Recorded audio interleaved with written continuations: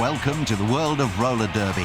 One banked track, 10 girls, 80 wheels, 2,000 spectators. The first rule of the club, fighting is allowed. When you're wearing that star, you sprint as fast as your skates will carry you. When you're not, you stand your ground. And if you can't play nice, play derby.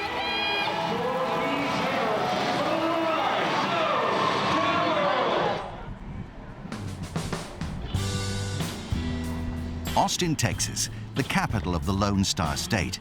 This American city is also known as the live music capital of the world. It's a haven for alternative culture. And in the north of the city, one shop is catering for the needs of an entire sporting scene. Medusa Skates is Austin's first and only roller derby shop.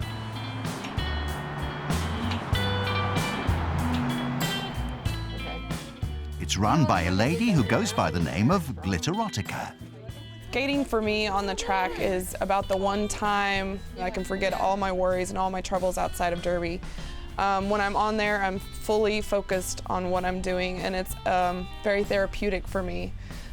Skating, hitting other people, doing any of the strategies, is actually a break for me. So it's very helpful. I feel very good after a game.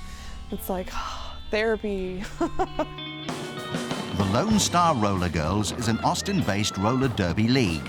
Founded in 2001, it's considered responsible for the rebirth of a sport whose 1950s heyday has long since passed. April Ritzenthaler is a founding member of the league. Oh, roller derby is going to be the most entertaining sport you've ever seen. At Texas Roller Derby, we really make sure that we toe that fine line between the two things. So we're one of the only roller derbies left in the entire world that still allows fighting. Basically, all of us think that we want you to come to the best party that you've ever been to in your entire life and have the greatest time you've ever had. Roller derby is a point-scoring game where two teams of 5 skate around a track in the same direction.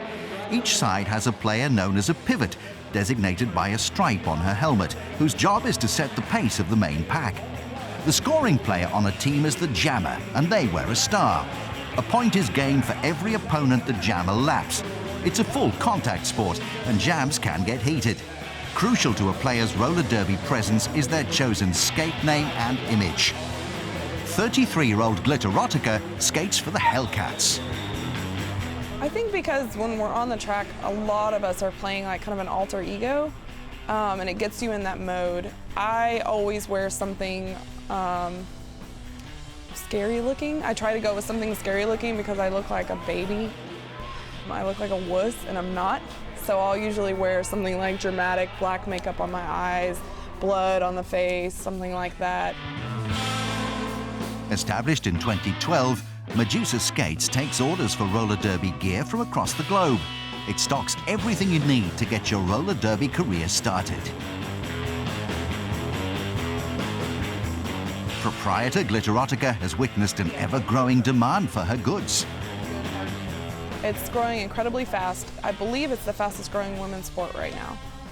There are leagues everywhere now. Small cities are starting their own right now. It's pretty easy to start your own league. So you just have to find a flat surface that you can rent. You got to get derby gear, and you start playing, and you organize from there, and you grow from there. Whilst there are men's roller derby leagues in many areas, the modern incarnation of banked track derby was founded by women for women. In 2009, Drew Barrymore made her directorial debut with the film Whip It, based on the Texas banked track scene.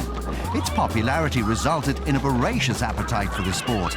Its continuing success, led by April Ritzenthaler's company Bad Girl, Good Woman Productions, is a source of great pride.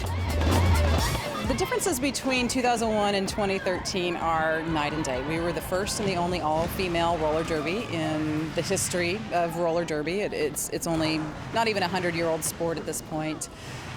We practiced on the flat track, and we skated on the flat track because we wanted to earn money to buy a bank track, which we felt was originally how roller derby was played and how it should be played.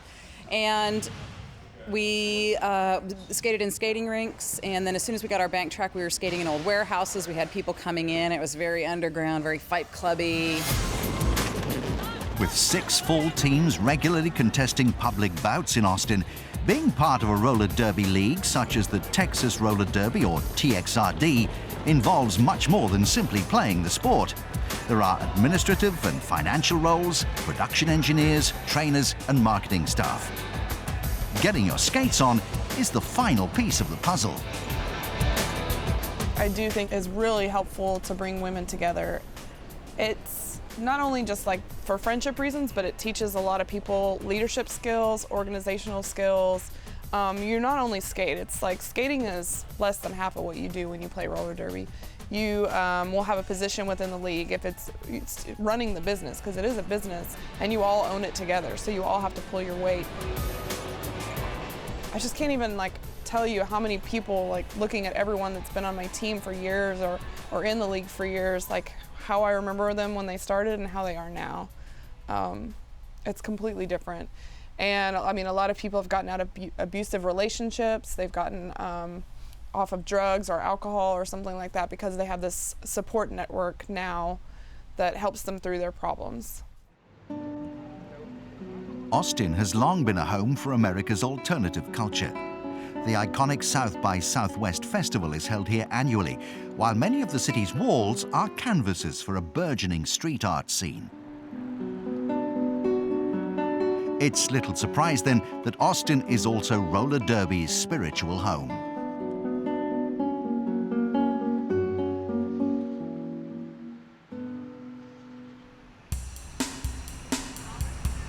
In South Austin, just off of 290 on the way to Oak Hill, Rhinestone Cowgirl Dusty Doublewide lives in her trailer. Renovated with the help of her stepfather, her 1979 Fleetwood Avion is her pride and joy. Life is good in the trailer hood. So this is my trailer. This is my bed, big Texas flag, like most houses in Texas have. Come over and here's my kitchen, coffee maker, all that kind of stuff.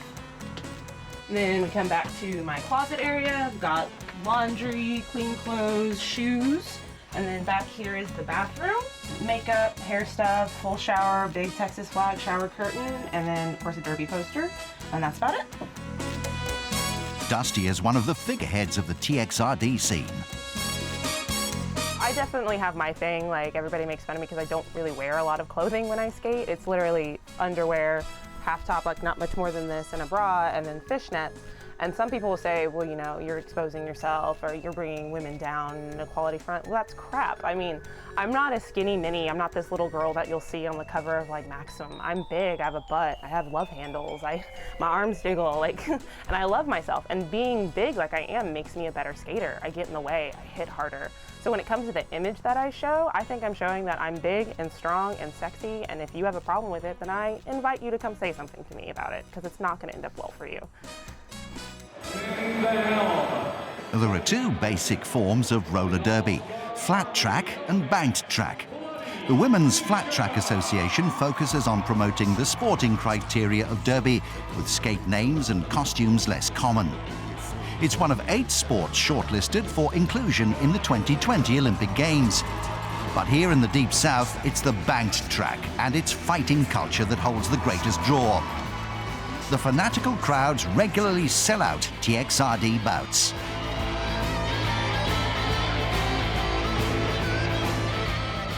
Texas Derby, TXRD is the only way I would ever play derby. It is the purest form of roller derby.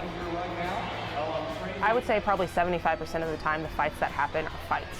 And most of the girls have it in the back of their head that I don't want to kill this person, but I want to subdue them. I want to make them look like jackasses. I want to show that I've won to the 2,000 people watching me right now. So the fights are real. Everybody kind of tries to expect this WWF like style, like fake, like it's rigged, and it's not. It's not. When she's not wreaking havoc in the heat of battle, Dusty Doublewide, or Haley Lamond, is the owner of Nuptial Necessities, your one-stop wedding shop. But when Dusty puts on her skate gear, a startling transformation occurs. Although you'd still like her, even when she's angry.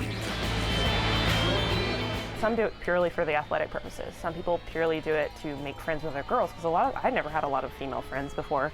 I started playing derby. But when it comes down to it, when we're on the track, we can be bigger than who we are in real life. Like Haley's kind of boring. Haley sits at her place and drinks beer and then goes to work and design wedding invitations. But Dusty's big and mean and sparkly and it's gonna hit the hell out of you and all that kind of stuff. So it's empowering to be able to take on that other personality, knowing that part of that is who you really are inside anyways. None of us are faking it.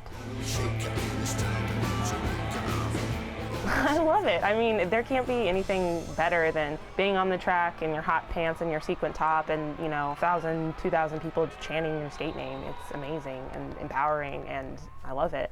If you're not addicted to that, then you're not in the right sport. For the first event of the season, the 2,400 capacity Palmer Event Center in downtown Austin is the venue for the annual Expo bout.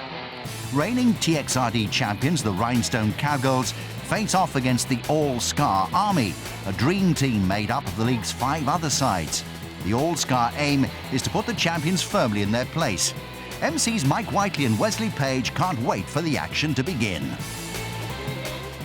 What we're seeing now in the rebirth of roller derby, which started right here in Austin, Texas, is a phenomenon into itself. It's the largest growing women's sport in the world.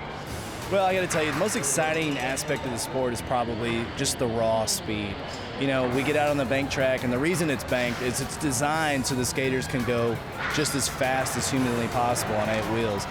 It's so good on so many different levels. And one of the things that's made the sport very popular is it's attracted a lot of women that were not athletes before. I mean, it's really all demographics. We have doctors and lawyers. We have, machine shop welders. We have soccer moms. We have families come out with their children. But it works on so many different ways because anybody can do it and anybody can get really good. I think that's what attracts a lot of the fans is it can't really be replicated or duplicated. The full contact, the speed, the violence out there, it's very real. With the action underway, the All-Scar Army waste little time in showing the Cowgirls who's boss. Rocky Casbar is the star performer. As jammer in the opening bout, she comfortably laps all of the opposing team to earn 4 points for the girls in black and green. However, Dusty Doublewide hit straight back for the reigning champs.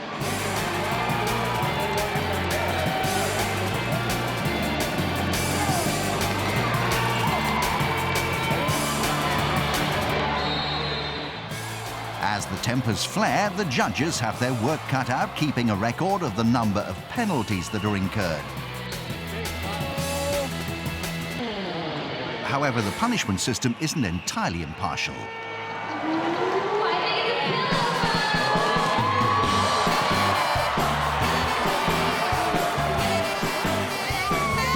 In the end, though, all's fair in love, war and derby. And the All-Scar Army record a comfortable victory. Down at the Barton Springs Saloon, the on-track animosities are soon put to one side as the Lonestar Rollergirls drink to the year ahead.